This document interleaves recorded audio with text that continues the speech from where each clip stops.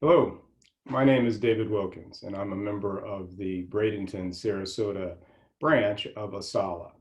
The acronym ASALH stands for the Association for the Study of African American Life and History. Our mission at ASALH is to promote research, preserve, interpret, and disseminate information about Black life, history, and culture to the global community. For more than a year, we've had a project, ASALH academics at Booker High, teaching last year an American slavery class with Ms. Sherrell's 11th graders. And this year we continue in a virtual nature, and we'd like to teach African American history, or the perspective of African American history, in your U.S. government class. We believe that sometimes there are issues that aren't always covered in your textbooks, and so we'd like to assist to complement what you're going to be doing in class this year.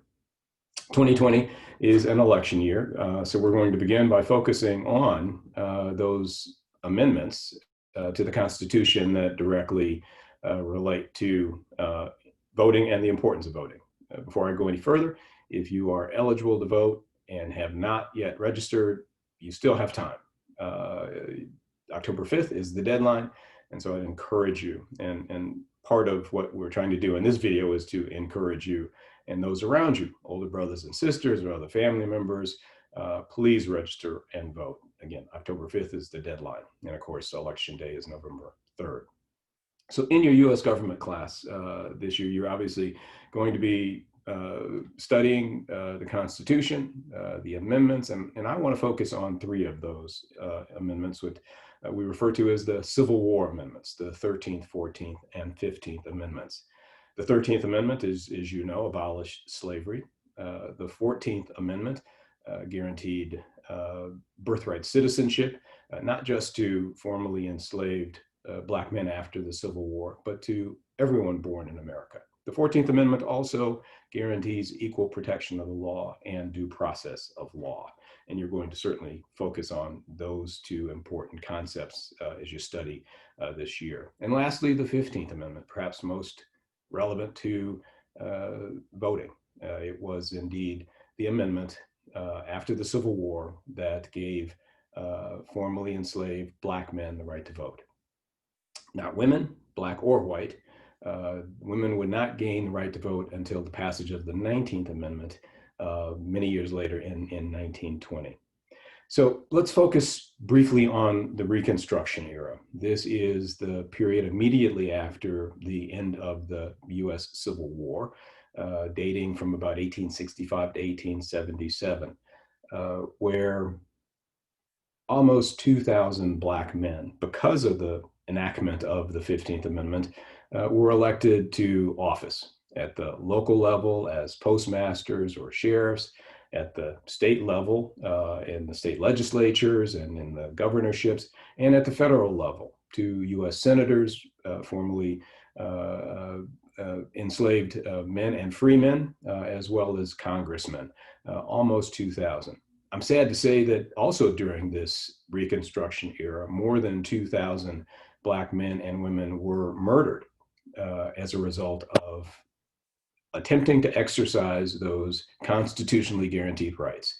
That's the tragedy of Reconstruction. The great hope, of course, the passage of these amendments, the abolishment of slavery, granting of rights to formerly enslaved peoples. Those great hopes were dashed by the anti-Black white supremacist violence that took place again during this very turbulent 12 to 17 years. Moving beyond the Reconstruction era into what we call Jim Crow would be that period of legalized, institutionalized racism that took away all of those rights promised by the Constitution and took them away as a matter of law and as a matter of fact. And so you're going to look at that as you study. Those legally enforced discriminatory laws against Black people would remain in place until the Civil Rights Movement. you're familiar with the movement led by Dr. Martin Luther King and others, beginning in the late 1940s through the 50s and 60s, leading ultimately to the passage of new civil rights legislations like the Civil Rights Act of 1964 and the Voting Rights Act of 1965. Despite these efforts, there continued to be, as there does continue to be today, efforts by those who did not want everyone to vote.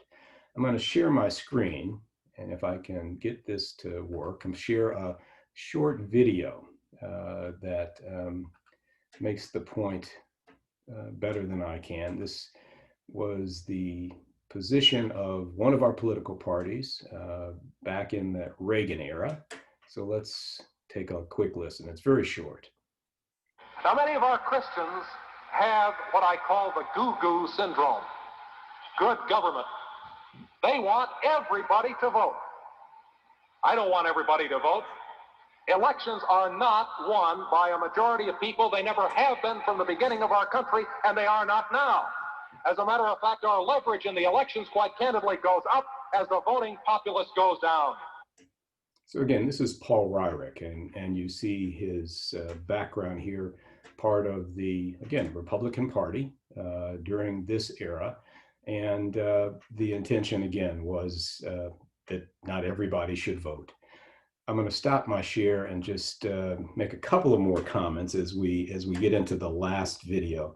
In 2013, the U.S. Supreme Court further weakened the Voting Rights Act of 1965 by removing some of the protections. The court believed that our country had advanced to such a place where it was no longer needed. Unfortunately, those efforts to continue suppressing or preventing certain groups of people from voting would continue even after, again, this unfortunate 2013 ruling by the court.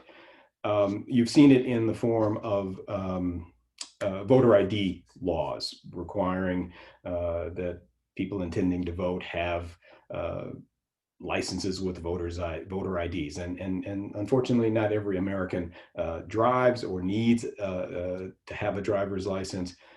You've seen voter suppression take place through closing of voting places early, moving voting places. The voter rolls in some instances have been purged. So again, this attitude that Paul Ryrick reflected in that video continues today, which is unfortunate, but we combat that by trying to get everyone registered to vote, whatever party, whoever your candidate, and that's a part of our intention.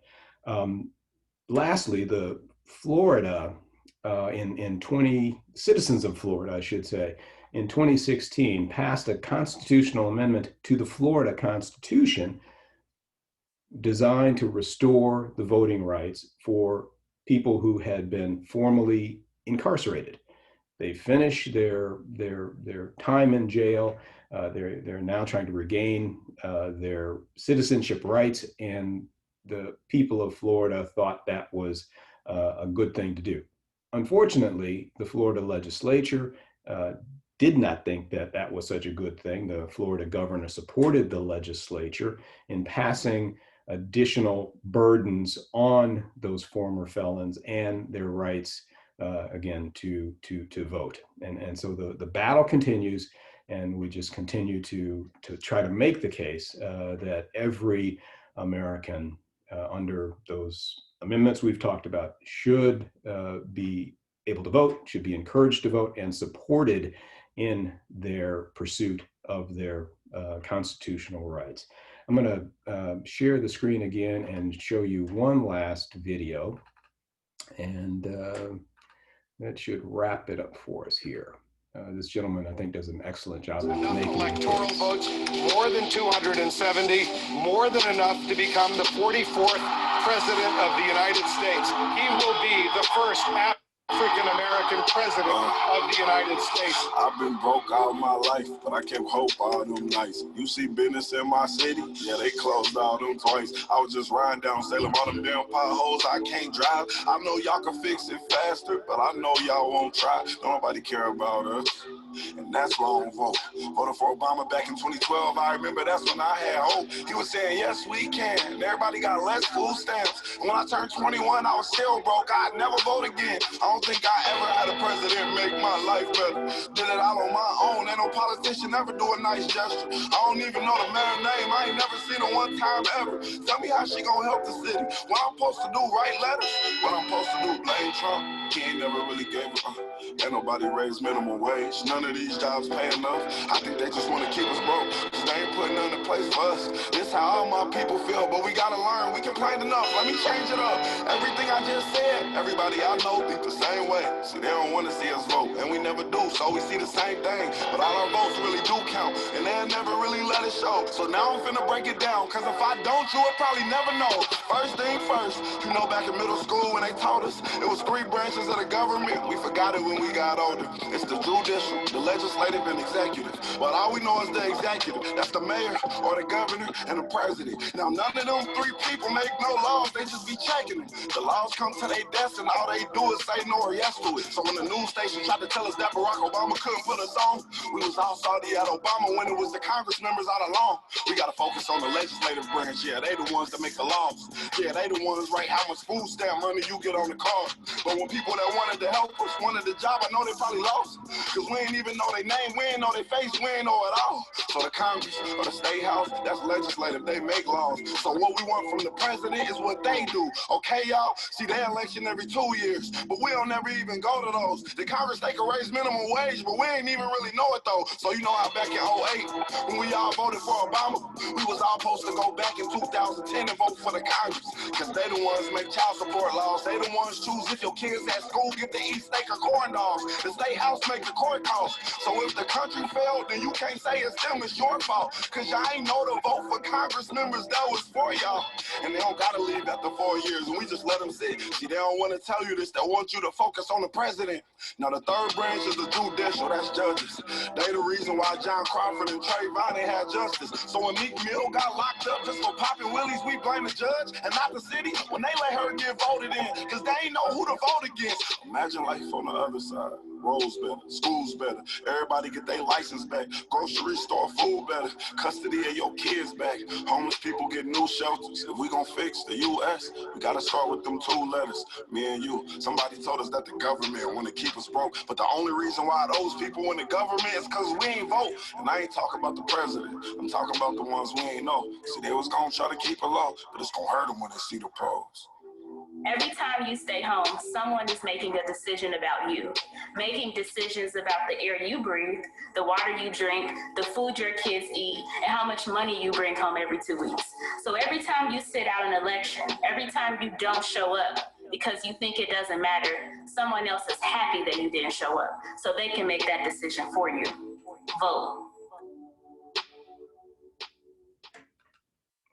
Cielo Payne asked us to imagine life on the other side, and better schools, better food in your neighborhood, better communities.